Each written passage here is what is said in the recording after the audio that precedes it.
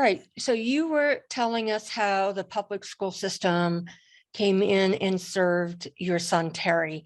Can you explain more about what you found in the public school system? Well, the early intervention program did really well. They actually had two wonderful teachers. They taught sign language. We made progress. And, he was in the early intervention program for 3 years. And at the end of it, we had hope. Then we transferred into the regular school, and that hope started to go away. His kindergarten, first and second grade teacher, because they had one class for all 3 grades. Oh my goodness. Yeah. She did not understand sign language. Nor did she read the packet of information that I provided about my son. That's horrific. Yeah. So we went in there with, positive attitude. This is everything you need to know about Terry. These are his likes, his dislikes, the kind of little tricks he likes to pull. This is his genetic condition. This is what it can cause. And what we got at the first parent teacher meeting was, well, he keeps waving his hands around. He's signing to you. Oh my gosh. This is really frustrating to me as a speech language pathologist. Oh, I can imagine. It was very, very frustrating to us as parents looking at this teacher who, granted, I'm happy she felt a calling to go into special needs, but when you have speech issues yourself and you're dealing with nonverbal children, it makes it more challenging. So number one, she couldn't figure out that the kids were talking to her and didn't bother to try and ask anybody about it. 2, having the same teacher with the failings for 3 years in a row. Oh my goodness. Yeah. We pretty much felt like Terry lost 3 years of opportunity from the age of 5 until 8. These are critical years. Oh, yes, definitely. I totally understand your frustration at this point. I can't believe they kept him in the same classroom with a teacher who didn't. That was the only classroom. That was the only classroom. They didn't have another special needs classroom. That was it. He was in there. I believe he had 4 classmates. That was it. That was all of them. But they taught essentially the same thing every year. So kindergarten, all right, they got through that. Then the first grade, they learned the same stuff over again. And second grade, they're learning the same stuff over again. My son he got frustrated very easily. And forcing him to do the same thing and the same thing and the same thing was only going to elicit negative behaviors. And we were naive. We didn't know what to do because we were going through this, pretty much in the dark. His genetic condition, at the time that he was diagnosed, I think there were 1,500 diagnosed individuals worldwide. Wow. Okay. So it wasn't like we had a whole lot of people we could go to and say, all right, how should we address this with the school? And then unfortunately, we had 2 other children with their own issues that we were trying to navigate. And, we were a young married couple trying to just make it through. And we didn't know what to do with him and what was available. And nobody seemed to be able to tell us. Not even the organization, PRISM, couldn't tell you? They gave us some advice, but still everyone was kind of feeling their way. Terry was born in 2002. The condition had only been diagnosed for about 20 years at that point. So, they are still very much learning about Smith-Magenis every single day. So we knew we knew that there were some behaviors that we had to watch out for, like, sticking things underneath their fingernails and, Mm. or trying to pull them out and things like that, which thank goodness Terry never did go into that.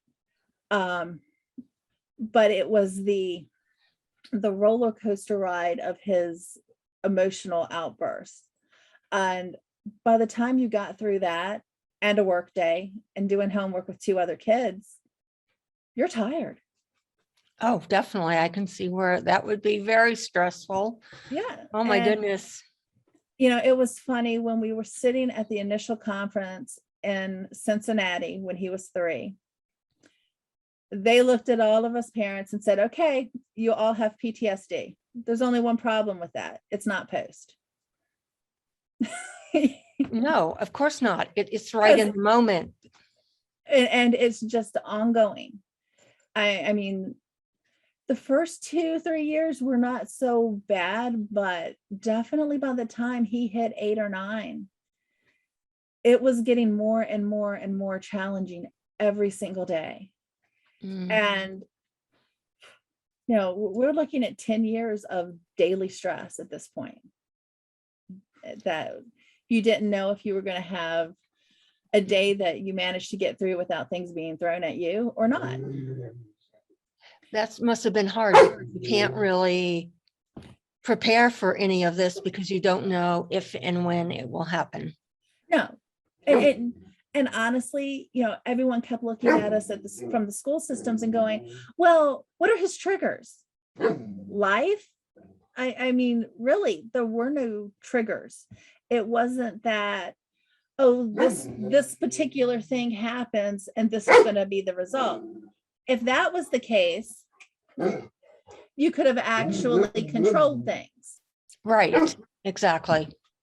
But given the fact that he could be watching a preferred television show, engaged in an activity that he loved, and then for no reason that anybody could discern.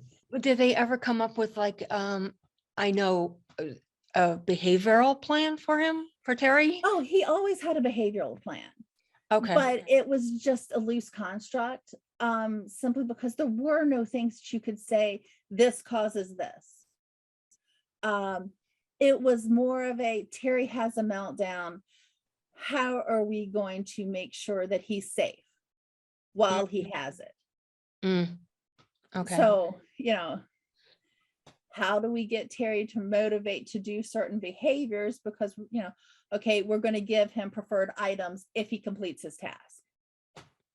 And then we're going to have a timer, and we're going to remind him at, like 2 minutes before, 5 minutes before, 10 minutes before, that he is going to lose the preferred item, so we can go to another task. And that got to the point, it helped, but it was always such the roller coaster. You just never knew. And, I blame the school for some things. I can't for others. He was such a mystery as to what was going on in his head. I can't fault them for not understanding it, because I'm his mother, and I couldn't always figure out what was going on in his head. Well, that would be really hard to do that. Yeah, especially with him being pretty much nonverbal.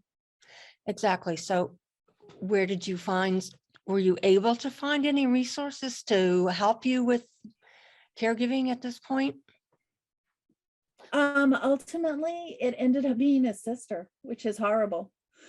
It really is, because it didn't take it anywhere else. His sister's 4 years older than him.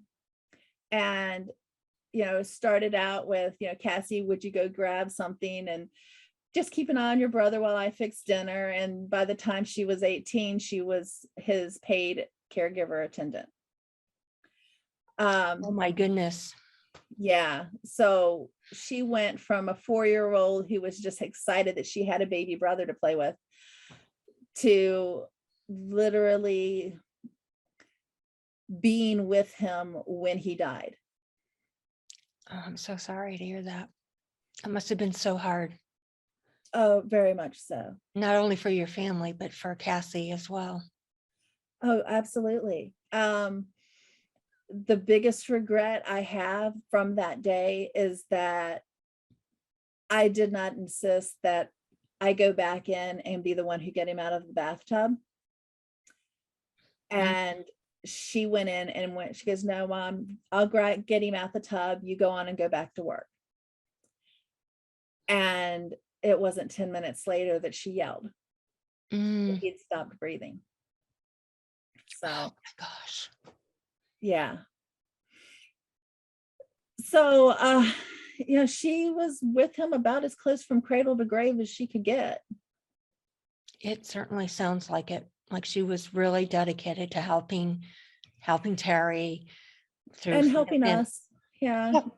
Mhm. A lot of it stemmed from, one, she loved her brother, and two, she didn't, as she got older, she was worried about leaving us with it because she knew how much it was. But then we ended up, right now I've got a 24-year-old who's essentially raised a child and buried a child, and doesn't know what to do with her own life. I mean, it's having a special needs child affects a family in so many more ways than people can ever imagine. We developed bunker mentality. We went nowhere. We did nothing. We didn't engage in social activities when, because we knew that when we took Terry, even to places that he knew. So if we went to my parents or to the husband's parents, it was always what's out that he could touch? What is he going to break? Who is he going to go after? Because you knew at some point when he got tired, when he got frustrated, when he was ready to go, he would go out, he would target things. So it's like Christmas time, we'd go to my parents for Christmas Eve, and I'd get to spend time with my parents. But my husband never engaged with anyone. He was with Terry.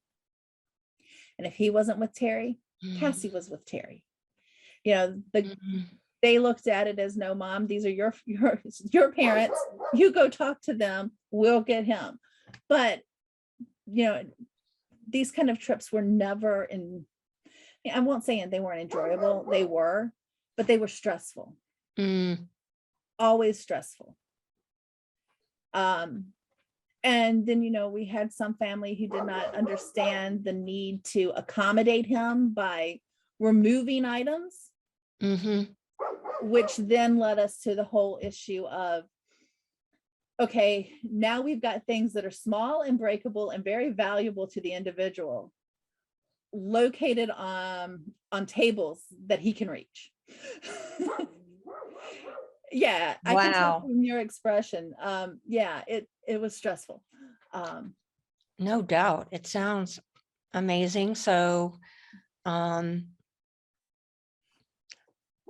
your family able to understand somewhat, or that they just did what you asked but not quite understand why? I don't think a lot of them really understood. I know my mother didn't even understand until she had to become the caretaker of her own mother. It took that for her to realize what kind of life we actually had to live. Because, your typical children, as they get older, you're able to leave them on their own, at least to some degree. But when you have someone who is, an adult in size, and at the same time is totally, dependent, be it on, doing, it's not so much that you have to do absolutely everything for them, but they have to be observed. Right. You Exactly. always have to be present. And, no, you can't get lost in a movie, because if you get lost in a movie, you won't notice that they have gotten into something and dumped stuff all over. Even back when he was little, Terry was sitting on the sofa and my husband was watching TV and literally sitting on the floor in front of him. And he thought, he was like, I've got this. Terry's being good. He's giving me a back rub. I walked in to find my red oil paints all over my husband. Oh my goodness. Amazingly, it was not all over the sofa. It was just on the husband. But you were literally in the room with him. You couldn't have been more close. He was literally touching you and stuff could still go wrong. Oh my gosh, that's wow. I mean, personally, I find that is one of the funniest memories that I have because when you walk in and daddy's just so proud. Oh, he's giving me a back rub and I'm just looking because he's got red hands. Oh my goodness. Oh my goodness. I know caregiving is very challenging. Were any social workers or staff at school able to help you find caregivers, or what were the challenges that you were finding if you were able to find care providers? I wanted to find a care provider that was not my daughter. I felt she needed to have her own life, but unfortunately, at least in the state of Virginia, the pay that caregivers are given is so subpar to the responsibilities that are required.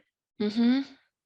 I think my daughter was telling me when she lost her job with Terry's passing, she was being paid $9.87 an hour. Oh my goodness. Yeah, that was what the allotment from the state of Virginia was for a caregiver. Shortly after that, they went up to 10, but they've been telling us for years to use care.com. Oh, you can find someone off of that. No, you can't. No, you can't find someone who's going to take what the state was paying. Exactly.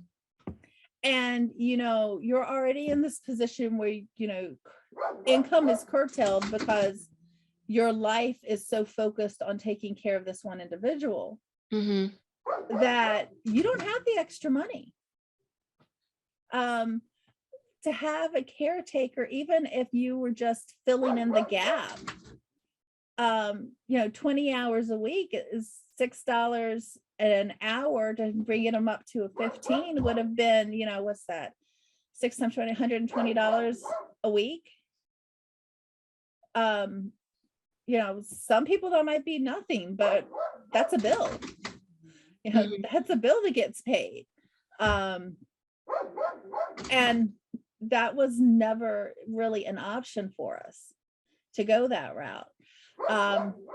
We actually had some people within the county tell us to no, just hire through there, and then you just, report the hours so that they get made, the pay gets made up. So if you've got 20 hours allotment a week, well, have them work 13 or 14 and report 20. I'm like, that's fraud. Yes, totally. So I'm not doing that. That can land you in jail. And no, I'm not going to go there. So no, I mean, when the system is telling you to defraud the system, there's something majorly wrong. Oh, totally. I would agree with that. That doesn't sound very ethical. So can I ask you this? Because people with disabilities could go on like our state Medicaid program. Was that an option for Terry? And Terry was. Okay. Yeah, Terry was on the state Medicaid program, and actually had been since birth. Okay. But although that was wonderful for getting diagnosis, that was wonderful for covering his medications. And honestly, I really cannot say that there was much problem with having the state Medicaid. I've heard people complain about one payer systems, but it was the most wonderful thing we could have ever had. And they weren't able to help you with a caregiver? Honestly, if they had the option of how to do it, it was never brought up to us that Okay. that was even a possibility. We did know we could use transportation. Terry did have so many rides that could be utilized during the course of a year. But we never did because we were the ones who had to go with him anyhow and take him. So it was kind of like, well, we'll just take him. We don't need to go and through the process of actually utilizing their transportation options. Now, the medical offices were always very, they offered to help, but they just really didn't have a way of doing anything more than just servicing what we were there for. Now, the only time that I have gotten extremely frustrated with this, with the whole medical system, was during the last year of Terry's life. He's had some wonderful doctors. His geneticist was great. I mean, she had him diagnosed pretty much before he walked out of the office when she met him. But during the last year, part of Smith-Magenis is that they have horrible teeth. I mean, just, it's terrible. And Terry was right there in that, very typical, had terrible teeth. So, we would go to VCU Dental, to the dental school up there. We kind of ran out of special need dentists otherwise. A lot of them were very finicky about how you came in. But ultimately what ended up happening was just Terry had a meltdown and the dentist was like, oh, I can't handle this. And, I can't blame them. I understand. But the frustration came when we went to VCU Dental, and the pediatric dentists, they were great. I mean, they knew who he was. They knew what was happening. We came in, they had 6 people on staff. They were able to get him, actually on a board so they could do x-rays and everything. I mean, it was beautiful. But he had a dental abscess. So they sent us downstairs to the surgical center. Well, they were not prepared for an individual with special needs. We managed to get him in, and they were able to drain his dental abscess in November. But he was supposed to have had surgery to have the tooth extracted. And at that time, they told us that draining it would give us about 2 to 3 weeks of wiggle room. Yeah, that was in November of 2020. He was finally scheduled to have his tooth extracted for April 6th, 2021. He died on April 7th, 2021.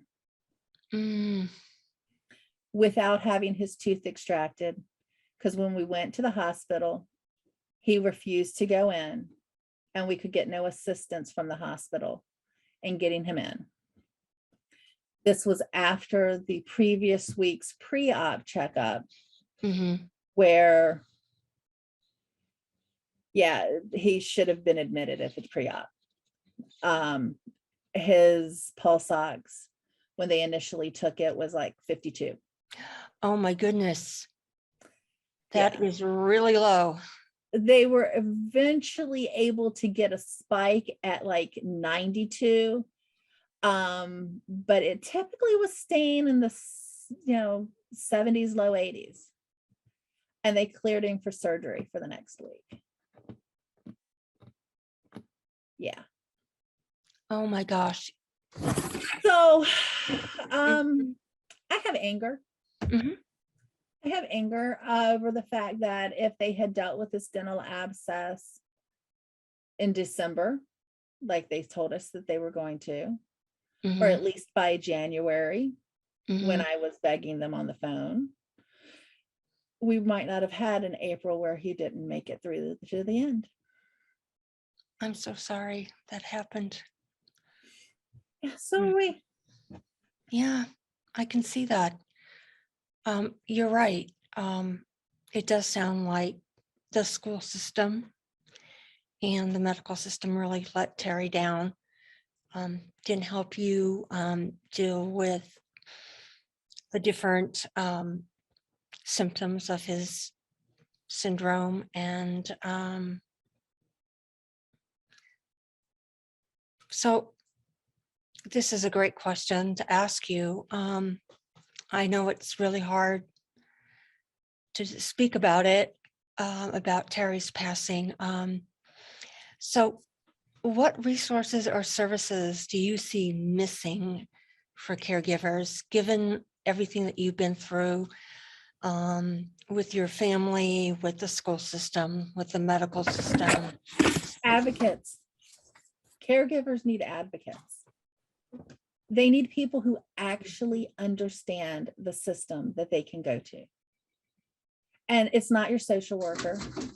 Terry's social workers, when he was on an ED/CD waiver, his social worker was the same one from the time he was about 12 months old until he was 13. She knew what she was doing within the ED/CD waiver system.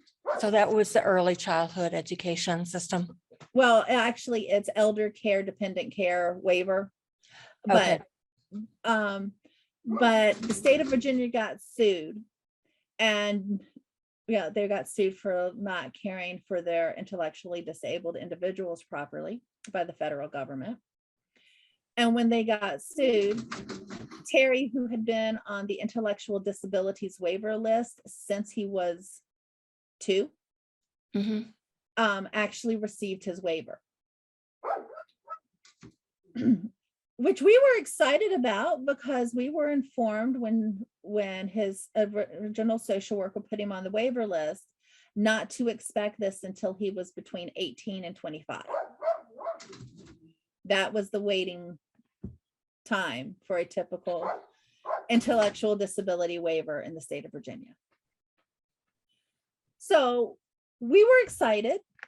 Mhm. Heartbroken to lose the social worker we had had for 10 years, because she actually cared. But really excited about the potential, because everyone essentially referred to this as having the golden ticket. Oh, you'll now be able to get all kinds of services, and you'll be able to get all the stuff, and we got effectively nothing. Oh my goodness gracious, that sounds terrible that they built it up like that, and then only to find out that it isn't a golden ticket. No. What we found out is, yes, Terry was now qualified to go to a respite camp. Mhm. So Terry would go to camp for the weekend about once a month until COVID. And once COVID hit, camp was closed. Mhm. So we received no respite from March of 2020 until his passing.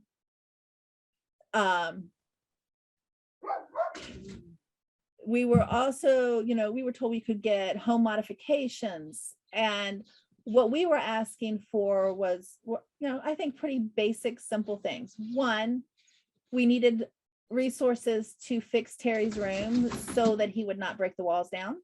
Mhm.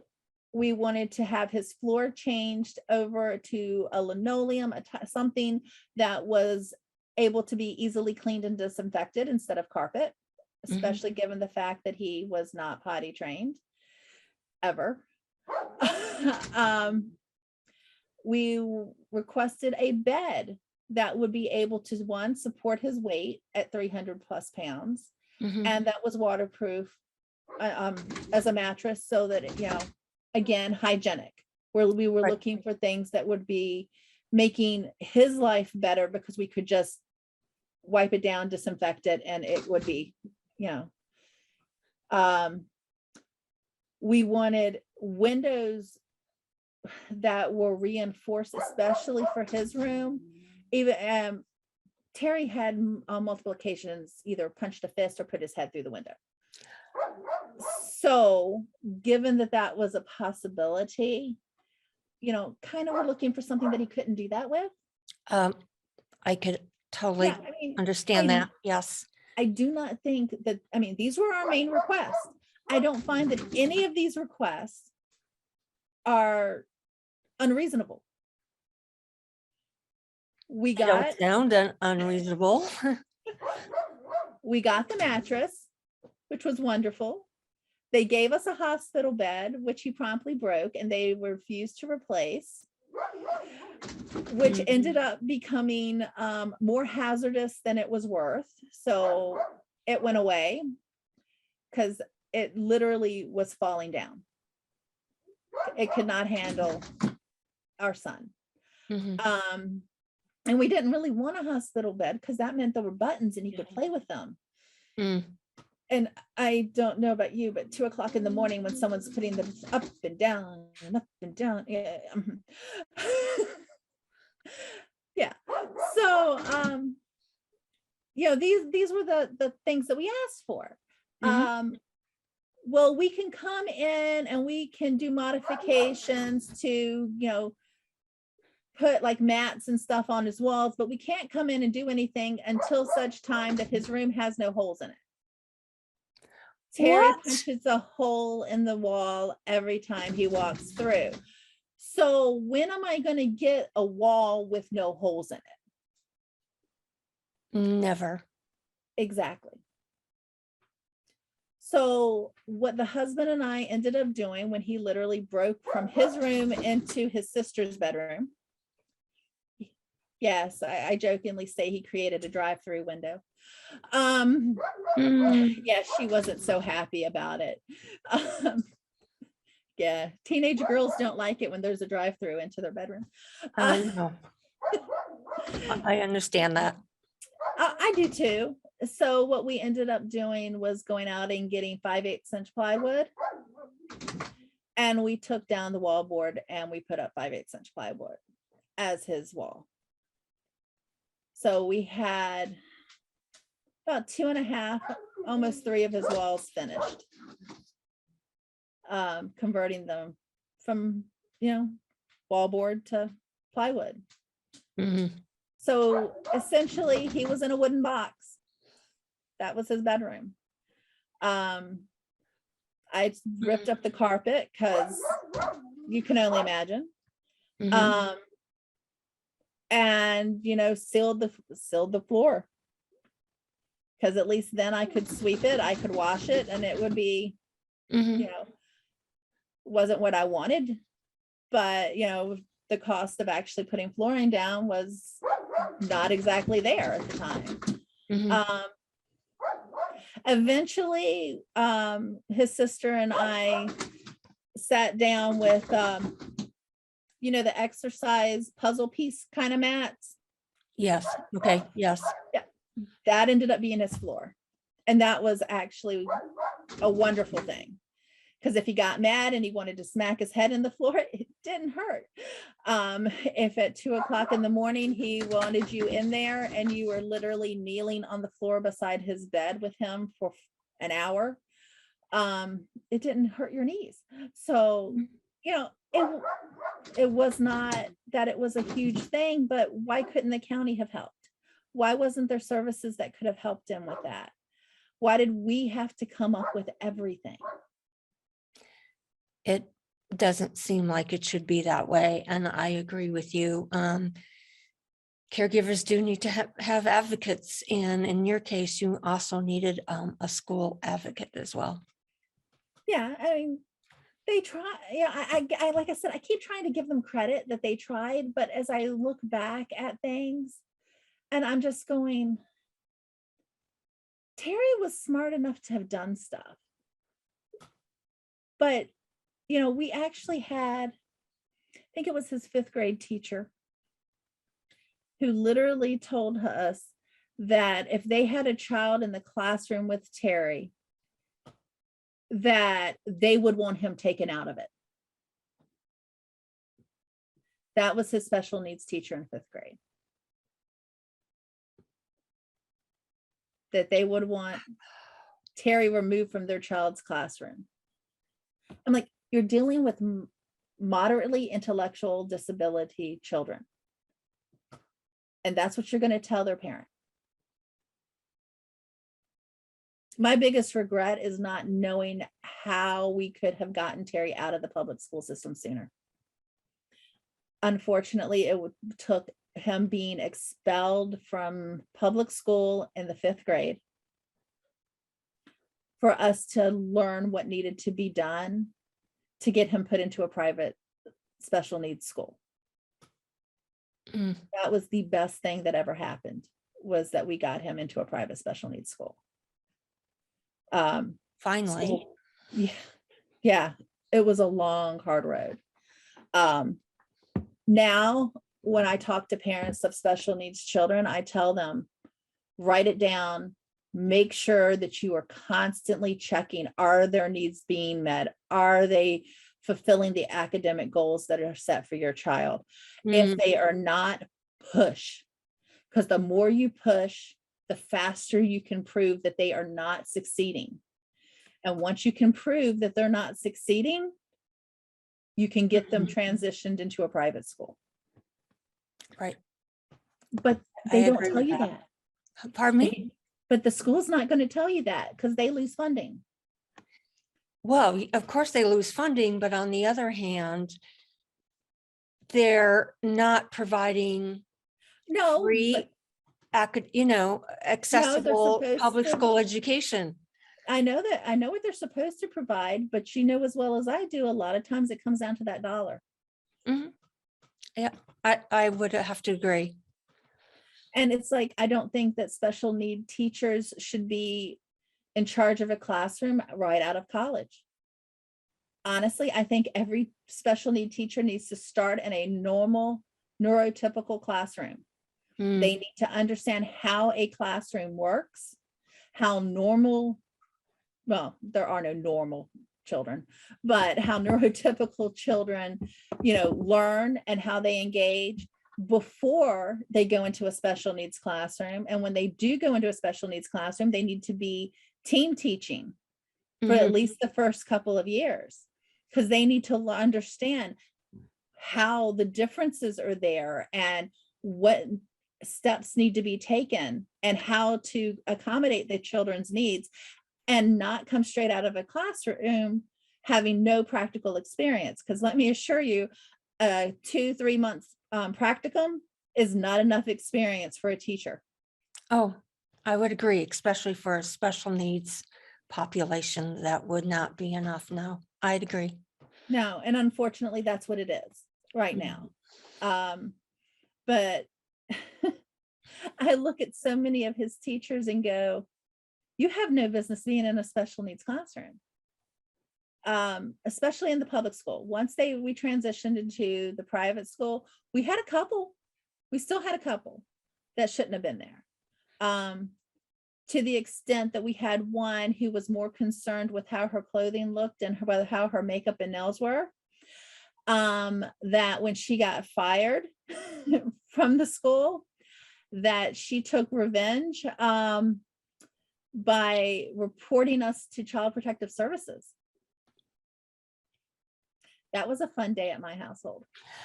Why did she blame it on you, your family? We have no idea. We have no idea what went on in the school, in the classroom or anything. We just know that we had Child Protective Services show up at our door. And, when the staff came in and sat down and talked with us, she looked at us and went, "You all are so not neglected parents." She says, "You know what school he goes to, you know what his doctors are, you know what his medication is." She says, "I have parents who don't even know what school district their kids are in. I mean, you know everything about this child." And we're like, "Of course we do, because we're his parents. We're going to know." But yeah, that was a fun episode. Just like, we've dealt with the police on multiple occasions. Yes. Can you explain that a little bit? Just to let our audience know that caregiving for a special needs child can be like taking care of an adult, only there's an age difference. So please go ahead. Okay. Well, with Terry, his typically focused around the school bus. We had issues with the bus. He'd get off the bus and then the police would get called, or he'd be destructive on the bus and then the police would get called. You know, my husband has a memorable birthday. We got a phone call. Terry had ripped the entire front seat, all of the padding on the seat and all that off on the bus, had broken the key in the ignition of the bus. Yeah, it was a fun birthday for him. So when we get there, you know, Terry's on the ground rolling, doing all of his thing. We pull up, the two police officers come over and talk to us. Terry, meanwhile, pops up, walks over, gets in the car with his sister, and just sitting in the back seat, happy as a lark. Yeah, he was fine. The police officer literally looked at my daughter and goes, "Are you going to be okay in the back with him?" And she's like, "I do this every day." You know, it was really telling. The police are sitting there going, "Are you going to be okay?" And well, if I'm not, what are you going to do about it? I mean, really. Exactly. You know, he's her brother, our son. What else are we going to do? I mean, our alternative is to put him in a group home, you know, but at that point he was middle school age, you know, that was not an option at that point. I wasn't going to do that to him. Then we've had experiences where, you know, I picked him up from respite. He'd been at camp for the weekend, and he had torn the tongue out of his shoe again. He liked to do that. He liked to rip the tongues out of shoes. So we needed to pick up new shoes. So we went to the shoe store, me, him, and his sister.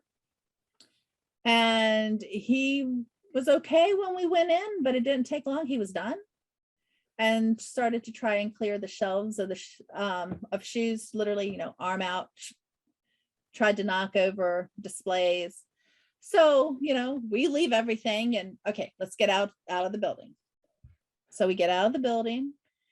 He tries to hit on the wall, on the glass wall at the front of the store. So we encourage. Finally, we get him to roll across the parking lot to the car. You know, not ideal, but Cassie's on one side of him, I'm on the other. You know, no, everyone's going to be able to see that there's something going on here. You know, we're not leaving him to his own device. Well, we get 4 police cars show up for that one. Yeah. And I am still angry with myself over the fact that I did not report the officer to the county. When he asked me, well, if I knew this was a possibility, why did I bring him out to go shoe shopping? I mean, it's pretty obvious that you have to go to, you need the person when you go to the shoe store. You think so. You think so. You know, I kind of thought it was important to make sure the shoe fit his foot. I mean, just strange concept there. But yeah, that was pretty much my answer to the police officer was, well, you know, he's the one who needs shoes. I'm not in here for me. I'm in here for him. You know, but that was the reason we got to the point where we went nowhere. We shopped at 10 o'clock at night or later. I have spent so many 2 a.m.s at Walmart that it is not funny. Because you could go grocery shopping at 2 a.m.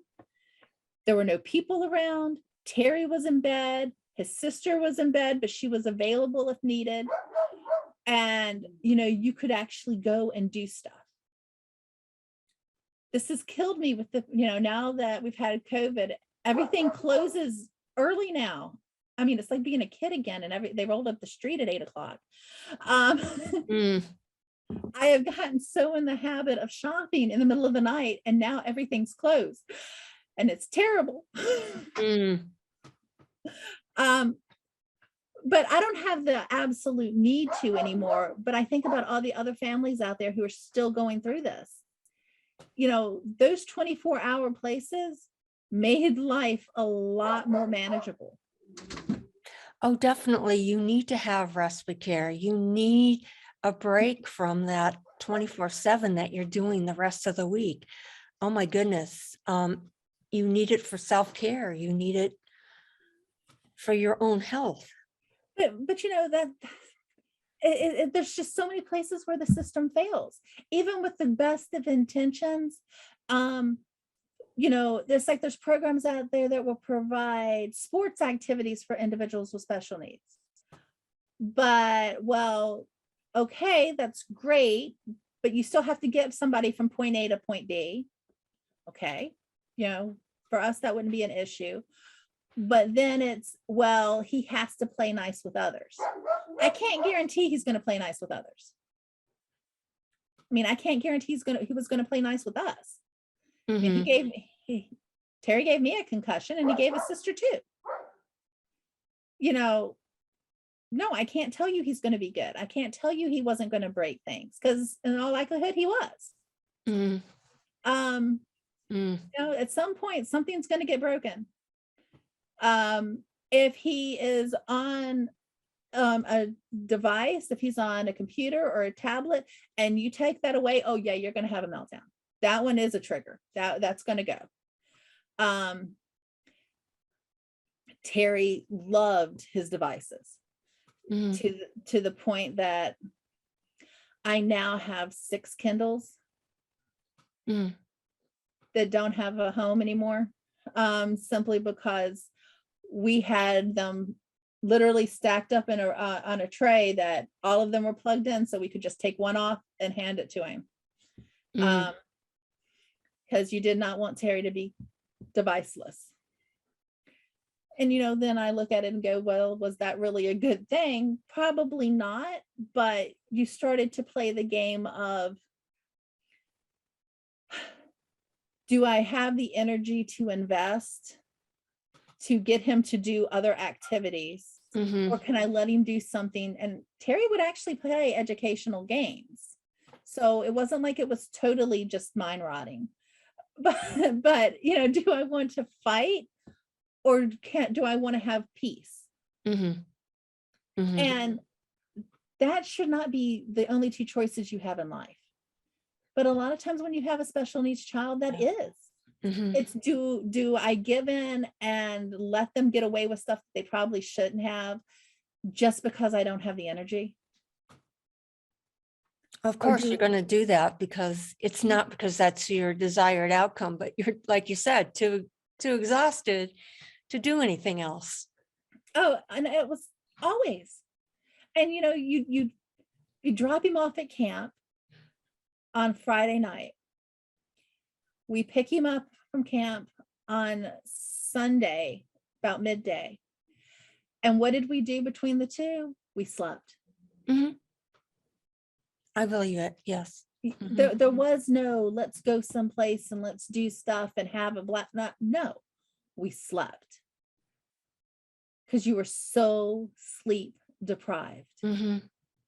Mhm. And it was the only time during the month that we knew that if we went to sleep, we were not going to wake up to Terry painting the walls with feces, that we weren't going to wake up to him downstairs in the kitchen having gone through and broken every egg in the house, Mm. that we weren't going to wake up to him having, you know, tried to cook something in the stove, on the stove. You know, these are all things that have happened in my household, Mm. and they're terrifying. Oh, it sounds like it would be very terrifying. And you know, we had the alarm over his door. I mean, we actually had a sensor doorbell mounted to the ceiling, so that if he tried to walk out of his door, that it would ring in our bedroom Mm. to wake us up, because we had those things happen. And when you come downstairs and you find, you know, the deep fryer turned on and stuff in it, yeah, that is terrifying. Mm-hmm. And it wasn't because he wasn't being watched. It was because people had to sleep, Mm-hmm. you know, and we got to the point the last year of Terry's life, he stopped sleeping regularly. And I think that a lot had to do with the fact that he was having pain from the dental abscess. Mm-hmm. Mm-hmm. But what we ended up with was I would pull day shifts. So I'd get up at 7 a.m. and I'd go to bed about, 10 or 11. And my daughter would get up at about 4 in the afternoon, and she would stay up until 7, 8 in the morning. So we had crossover between the two of us. Mm-hmm. But that's a hard life. And that's a really hard life when you're the parent. It's an even harder life when you're the sister and you're in your 20s. Oh, it sounds really extremely hard. I mean, here she is getting ready to graduate from high school, and she's to be ready to go to college, and now she's at home Well, she went to to help college, you. but she went to college. Cassie has a bachelor's degree in public relations that she never got the chance to do all of the activities with this college when she was in it, because she went to VCU, but she literally drove from home every day. Mm-hmm. We're about half an hour from the college, so it wasn't terrible in that side, but she would have liked to have done some of the social events. Mm-hmm. Mm-hmm. But she felt very conflicted. Even when she'd go, "Hey mom, I'd like to go to this job fair," and I'd go, "Okay, just let me know when you're going to be back." Mm-hmm.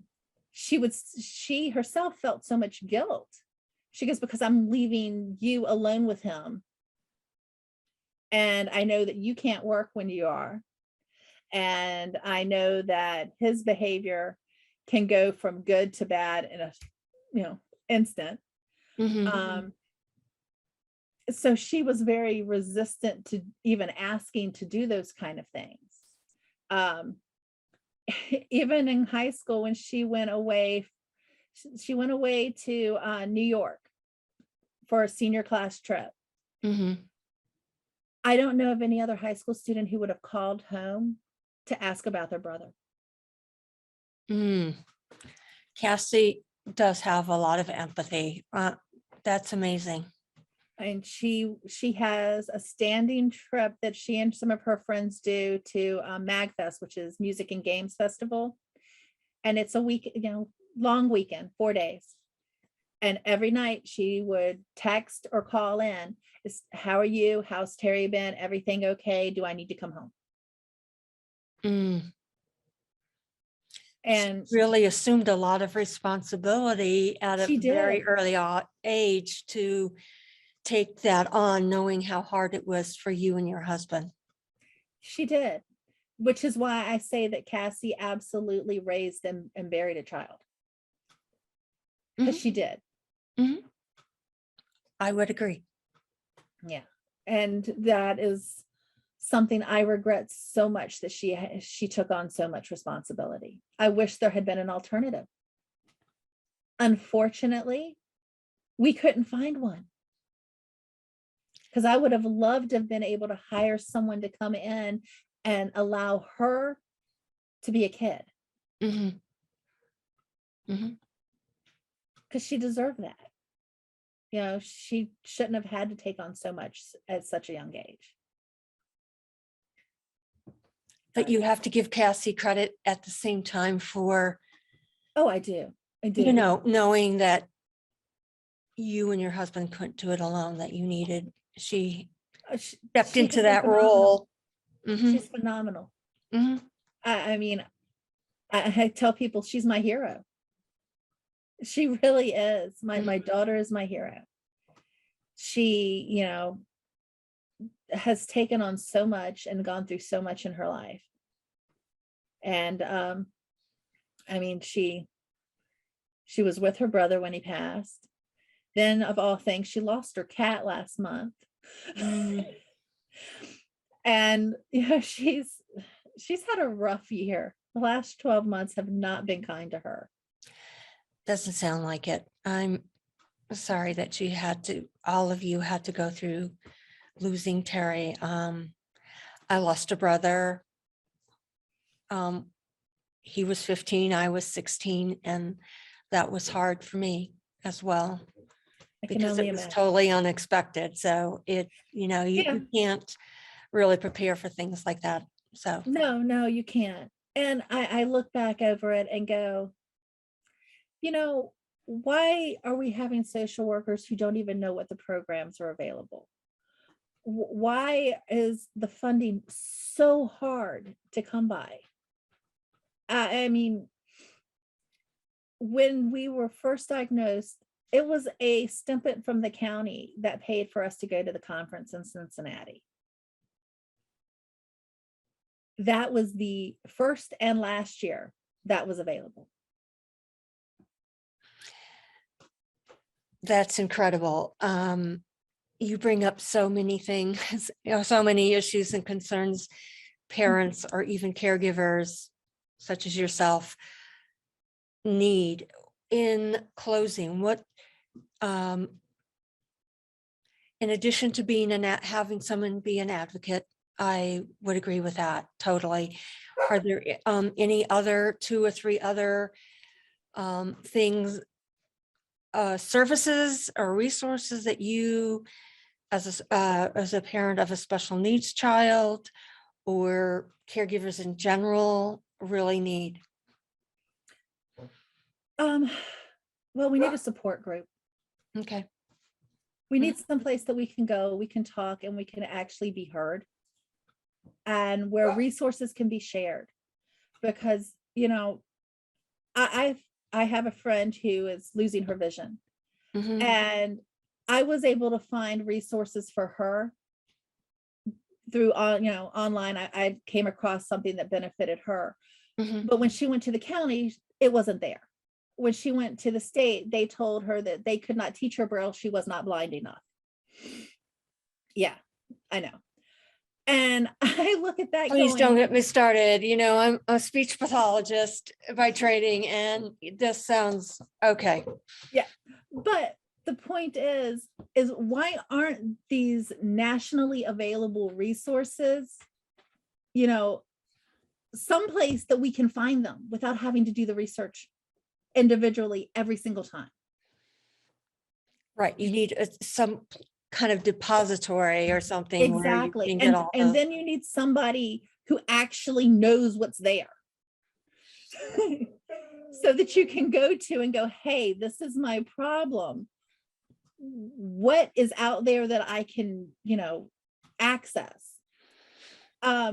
Because there's so much information online, Mhm. and yet there's so much of it that is limited to, well, you can't qualify unless you're within this income bracket, or you can only qualify if you're this or if you're that. And a lot of times when you're trying to find resources for yourself or your child, it is Mm. you feel like you're running into a brick wall, and then another brick wall, and then another brick wall. Mhm. And you really need someone to tell you, no, this is the maze. You need to take a left here. You need the directions Mhm. to make it through. Mhm. And it's not saying that there aren't people who couldn't do their own research, but you're so tired.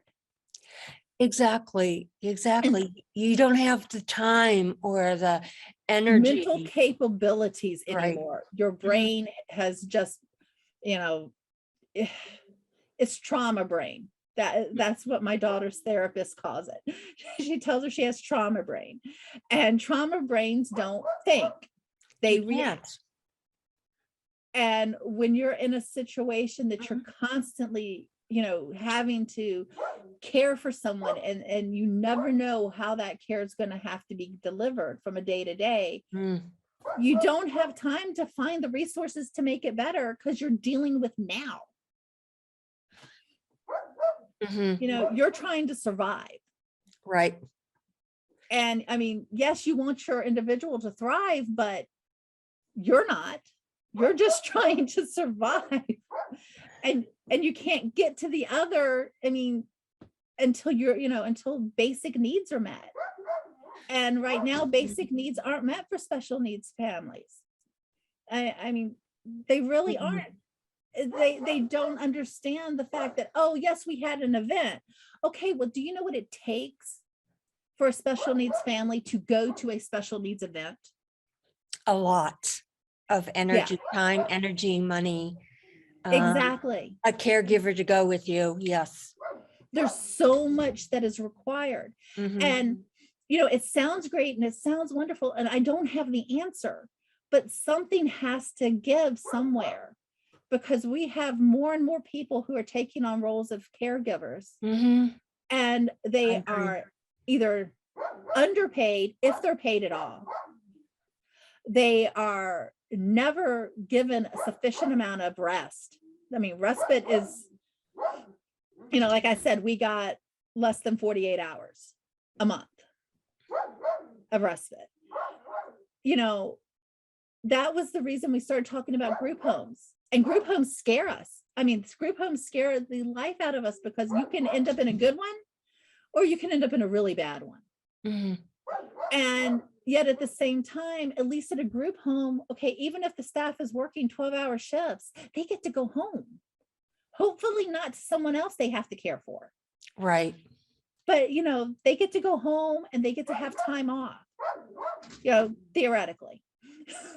Because I know a lot of them don't. Mhm. They don't take the time off because they are dedicated to the people that they care for. Mhm. But when you're the home care, you don't get that. There are no breaks. There are no holidays. You Mhm. know, there is no time off. Mhm. No, there isn't. You're right. Um, I so agree with everything that you mentioned.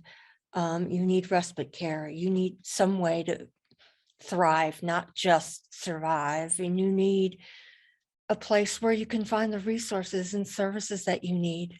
Mhm. I would agree with you. I think caregivers are underpaid. They're not recognized for Oh, everything no. that they do. And they don't understand, especially in your case, family's case, the impact it had on other family members Mhm. in your situation. So thank you so much for sharing. It was an amazing story. And I feel really honored to have you here.